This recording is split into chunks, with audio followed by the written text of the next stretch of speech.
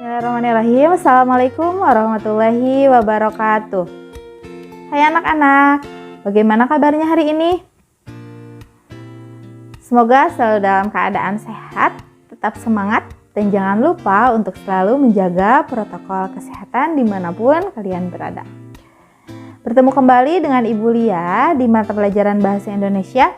Kali ini kita akan membahas materi tentang teks cerita inspiratif.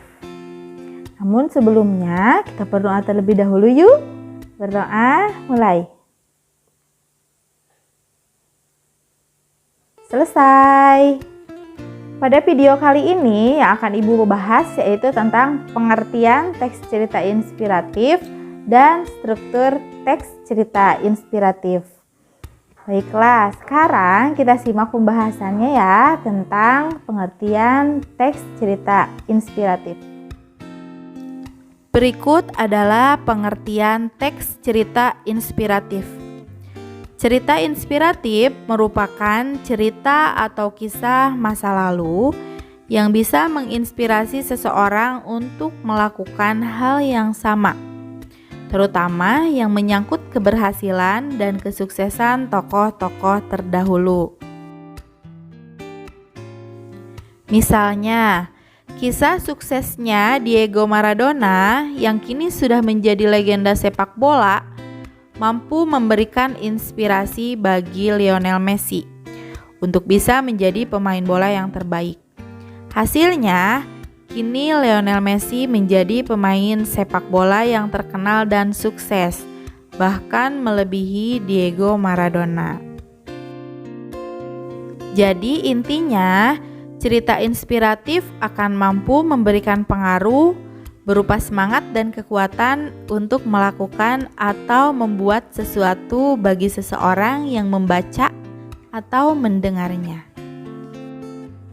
Nah, itulah pengertian teks cerita inspiratif. Gimana? Mudah kan ya? Ya, tentu mudah. Selanjutnya, kita akan membahas tentang struktur teks cerita inspiratif. Kira-kira strukturnya ada berapa ya? Nah, mari kita simak pembahasannya. Struktur teks cerita inspiratif itu ada 6. Yang pertama, abstrak, lalu orientasi, komplikasi, evaluasi, resolusi, dan koda. Pertama, abstrak. Bagian ini bersifat opsional, jadi boleh ada, boleh tidak. Bagian ini merupakan inti dari teks cerita inspiratif. Orientasi. Bagian ini berisi pengenalan, baik pengenalan tema, latar, dan juga tokoh.